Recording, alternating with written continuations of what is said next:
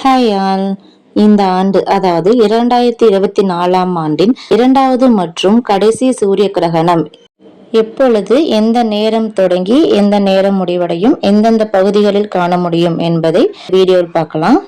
வரும் அக்டோபர் 2 செவ்வாய்க்கிழமை அமாவாசை அன்று இந்த சூரிய கிரகணம் நிகழ இருக்கிறது. சூரிய கிரகணம் என்றால் என்ன அப்படின்னா, பூமிக்கும் சூரியனுக்கும் இடையில் சந்திரன் கடந்து செல்லும் போது தற்காலிகமாக சூரியனுடைய வெளிச்சத்தை பூமிக்கு வரவிடாமல் தடுப்பதே இந்த நிகழ்வு. இந்த சூரிய கிரகணமானது அர்ஜென்டினா, பசிபிக் பெருங்கடல், தென் அமெரிக்கா, பெரு, பிஜி மற்றும் ஆர்க்டிக் போன்ற பகுதிகளில் காணலாம்.